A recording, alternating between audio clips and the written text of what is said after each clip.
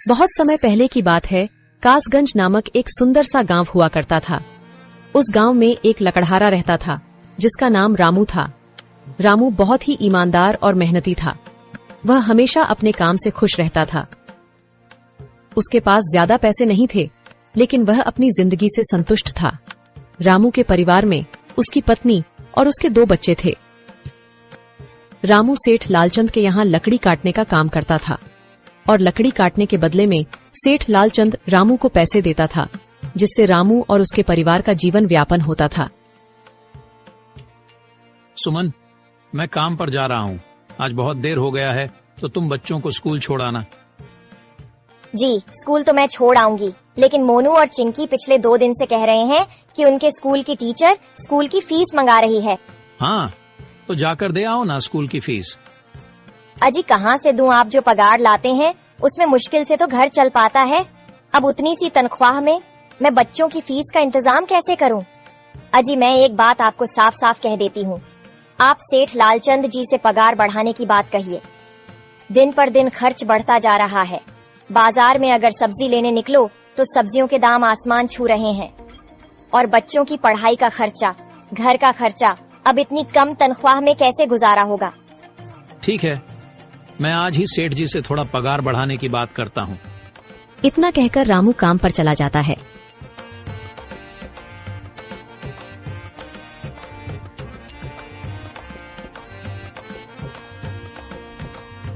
अरे भाई, आज तो पगार का दिन है। देखो, अब यह सेठ लालचंद कोई ना कोई लोचा जरूर करेगा। हमेशा कोई ना कोई बहाना बनाकर पगार कम कर देता है। और अगली बार तो मेरी आधी पगार काट ली थी, यह कहकर कि जो मैंने लालचंद जी से 200 रुपए उधार लिए थे, उसका ब्याज बढ़कर 1000 रुपए हो गया है। इसलिए मैं तुम्हारी पगार में से 1000 रुपए काट रहा हूँ। हाँ हरिया भाई, तुम एकदम ठीक कह रहे हो। ये सेठ लालचंद ना एक नंबर का चालाक और लालची इंसान है। एक तो दुगुना काम ले लेता है और बदले में पैसे भी पूरे नहीं देता। हाँ भाई, मेरे भी अगली बार सेठ लालचंद ने पगार काट लिए थे। मैंने बस 2 छुट्टी ली थी जब मेरी बिटिया बहुत बीमार थी, और इस लालचंद ने इस बात का फायदा उठाकर मेरी पूरी आधी पगार काट ली। हे भगवान, बस सेठ जी, इस बार मेरी पूरी पगार दे दें। बच्चों के स्कूल की फीस भी भरनी है। ऐसे सभी लकड़हारे अपने काम पर लग जाते हैं। काम करने के बाद सेठ लालचंद के पास जाते हैं। सेठ जी, महीना पूरा हो गया है, हमें हमारी तनख्वाह दे दीजिए। देखो भाइयों, अभी मेरे पास तुम्हें देने के लिए पैसे नहीं है। अभी माल नहीं बिका है, सारा माल गोदाम में ही पड़ा हुआ है। कल या परसों तक तुम्हें तुम्हारी तनख्वाह मिल जाएगी। पर सेठ जी, अभी हमारे पास बिल्कुल पैसे नहीं बचे हैं। घर का भी सामान लाना है, बच्चों की फीस भरनी है। अरे मैंने कहा तो सही, 1-2 दिन और रुक जाओ, कल या परसों तक पैसे मिल जाएंगे। अभी मेरे पास पैसे नहीं है। सभी लकड़हारे निराश मन से अपने अपने घर आ जाते हैं। अजी क्या हुआ? इस बार कितना पगार मिला है? सुमन, अभी कोई पगार नहीं मिला। सेठ जी ने कहा है कि 1-2 दिन में पगार मिल जाएगा। पगार नहीं मिला? आपको तो पता है ना, बच्चों की फीस भरनी है। इनकी स्कूल टीचर ने आज साफ साफ चेतावनी दे दी है कि अगर कल फीस नहीं लाई तो बच्चों को घर पर ही बिठा लेना। अब बताओ मैं क्या करूं? मैं क्या करूं सुमन, ये सेठ जी समय पर कभी पैसे देते ही नहीं है। अब तो बस हम इंतजार के सिवा और कुछ नहीं कर सकते। 1-2 दिन की बात है, देख लेते हैं। ऐसे ही 2 दिन गुजर जाते हैं। 2 दिन बाद सेठ लालचंद सबको पगार देता है। अरे हरिया, ये ले अपनी इस महीने की पगार। सेठ जी, यह तो बस 2000 है। मैंने तो इस महीने 3000 तक का काम किया है। हाँ, काम तो किया है, लेकिन तूने 1-1 घंटे आराम भी तो किया है। ये पैसे उसी आराम के कांटे हैं। पर सेठ जी, आपने तो कहा था 8 घंटे काम के महीने में 3000 मिलेंगे, और मैंने तो 8 घंटे काम किया और 1 घंटे आराम। देख हरिया, मुझे ज्यादा हिसाब किताब न समझा। ये 2000 रख, अगर चाहिए तो, और अगर नहीं चाहिए तो कहीं और काम ढूंढ ले। बेचारे हरिया के पास उन पैसे को लेने के सिवाय और कोई रास्ता नहीं था। हरिया चुपचाप वह पैसे रख लेता है। रामू, ये लो तुम्हारे 2500 रुपए। पर सेठ जी, 2500 क्यों? मेरे तो पूरे 3000 बनते हैं ना। मैंने तो कोई छुट्टी भी नहीं की और ना ही कोई आराम। मैंने तो अपना सारा काम समय पर किया है। हाँ, समय पर तो किया है, पर इस समय बाजार में लकड़ियों का दाम काफी सस्ता हो गया है। इस वजह से अभी तुम्हें भी पगार कम ही मिलेगी जब तक लकड़ियों का दाम नहीं बढ़ता। पर सेठ जी, बात तो 3000 की हुई थी ना, अब 2500 में मैं कैसे घर चलाऊंगा? बच्चों की स्कूल की फीस भी भरनी है सेठ जी। इस बार आप पूरे पैसे दे दीजिए। 2500 ही मिलेंगे तुझे। यहाँ काम करना है तो कर, वरना कहीं और काम ढूंढ ले। बेचारे हरिया के पास उन पैसे को लेने के सिवाय और कोई रास्ता नहीं था।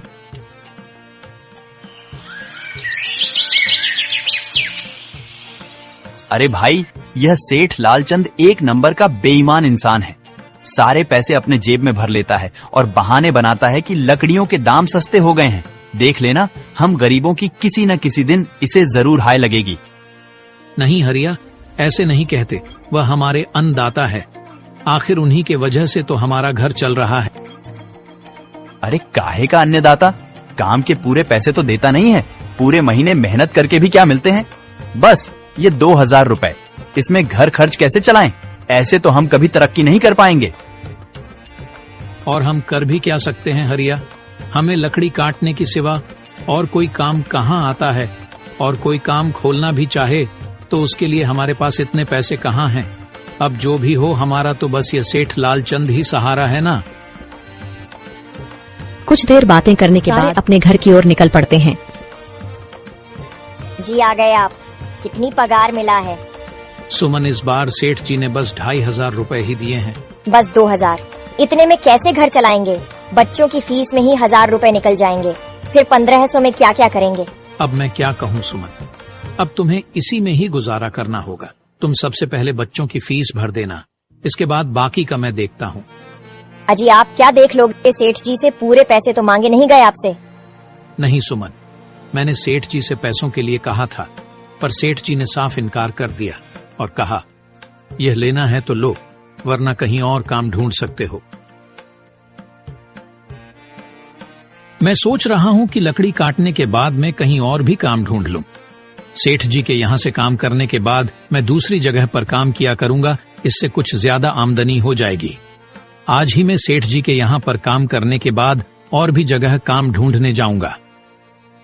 इतना कहकर रामू काम पर निकल जाता है और जैसा कि रामू ने कहा था, वह लालचंद के यहाँ काम करने के बाद काम की तलाश में निकल जाता है। रामू पूरे गांव में काम ढूंढता है, दुकानों दुकानों पर जाकर लोगों से काम मांगता है, मगर हर जगह रामू को केवल निराशा ही हाथ लगती है। अंत में थक हार कर रामू वापस जाने लगता है।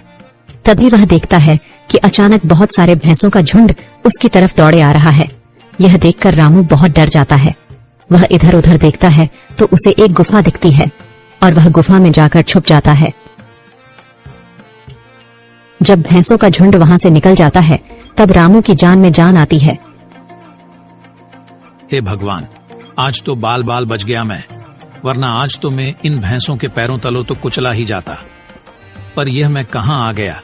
रामू यह सब सोच ही रहा था कि तभी उसकी नजर गुफा में रखी एक टोकरी पर जाती है। रामू उस टोकरी के पास जाता है। ये कैसी गुफा है? ये कैसी टोकरी यहाँ पड़ी है? इसे मैं घर ले जाता हूँ, सामान रखने के काम आ जाएगी। रामू जैसे ही उस टोकरी को हाथ लगाता है, गुफा में से एक आवाज आती है, रुक जाओ, इसे छूने की कोशिश मत करो।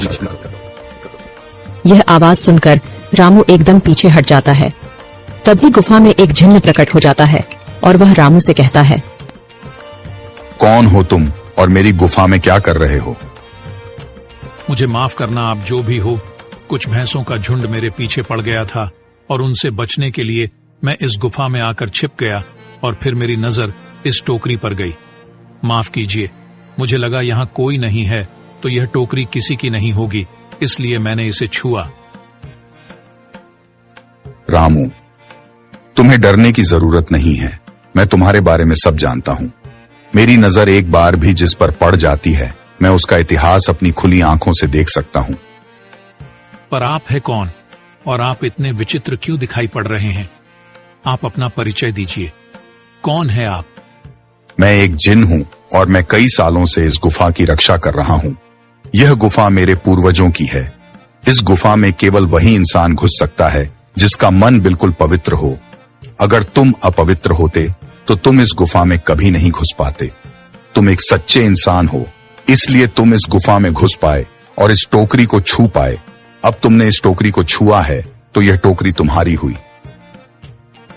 नहीं, मुझे ये टोकरी नहीं चाहिए, मैं तो बस देख रहा था। डरो मत रामू, तुम ये टोकरी ले जाओ। ये कोई साधारण टोकरी नहीं है, बल्कि यह जादुई टोकरी है। जादुई टोकरी? क्या यह वही जादुई टोकरी है जिसके बारे में हमारी दादी कहानी सुनाई करती थी कि किसी गांव में एक जादुई टोकरी हुआ करती थी और वह सबकी इच्छाएं पूरी करती थी? हाँ रामू, ये वही जादुई टोकरी है। अब तुम इस टोकरी के मालिक हो।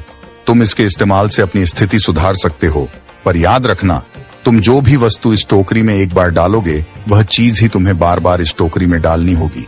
इसके अलावा तुम और दूसरी कोई चीज इस टोकरी में नहीं डाल सकते। अगर तुमने ऐसा किया तो इसका परिणाम तुम्हें ही भुगतना होगा। मेरी इस बात को हमेशा ध्यान में रखना और सोच समझकर बिना लालच किए इस टोकरी में वह ही सामान रखना जिसकी तुम्हें जरूरत हो। रामू टोकरी को लेकर घर आ जाता है। सुमन, ये देखो, ये मैं क्या लेकर आया हूँ। क्या लाए हो आप? बस ये एक टोकरी। सबसे पहले यह बताइए, आप तो काम की तलाश में गए थे ना, तो कोई दूसरा काम मिला कि नहीं? नहीं। अरे सुमन, मेरी पूरी बात तो सुनो। ये कोई ऐसी वैसी टोकरी नहीं है, बल्कि ये एक जादुई टोकरी है। रामू सुमन को वह सारी घटना के बारे में बताता है जो उसके साथ हुई।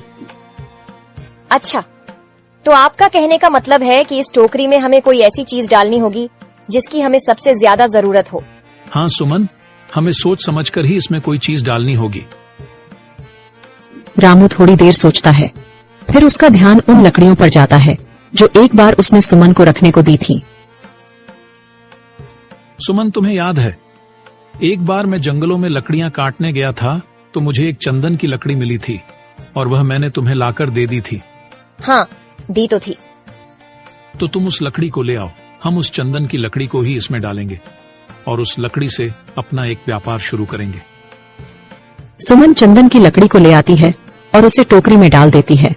वह जैसे ही चंदन की लकड़ी उस टोकरी में डालते हैं, उसमें कई सारी लकड़ियां आ जाती हैं। अरे वह, यह तो चमत्कार ही हो गया। ये देखिए, कितनी सारी चंदन की लकड़ियां हो गई। अगर आप इसको बेचेंगे तो इससे काफी अच्छे पैसे मिलेंगे। हाँ राधा, मैं कल सुबह बाजार जाकर इनको बेच आऊंगा और जो पैसे मिलेंगे उससे हम अपने मोनू और चिंकी के स्कूल की फीस भर देंगे और बाकी बचे पैसों को संभाल कर रख लेंगे। अगले दिन रामू लालचंद सेठ के यहाँ काम पर न जाकर चंदन की लकड़ियों को बेचने के लिए बाजार की ओर निकल पड़ता है। वहाँ पर रामू चंदन की लकड़ियों को बहुत ही कम दामों में बेचा, जिसकी वजह से आम लोगों के साथ साथ बड़े व्यापारियों ने भी रामू से चंदन की लकड़ियां खरीदी। लकड़ियों को बेचकर रामू को काफी अच्छे पैसे मिले। पैसों को लेकर चंदन घर आ जाता है। ये देखो सुमन, उन लकड़ियों को बेचकर मुझे कितने सारे पैसे मिले हैं। ये लो कुछ पैसे, इससे तुम कल मोनू और चिंकी के स्कूल की फीस भर देना। अच्छा, तो मैं काम पर जाता हूँ। अजी, आपके पास तो अब यह जादुई टोकरी है, तो अब आपको उस सेठ लालचंद के यहाँ काम करने की क्या जरूरत है?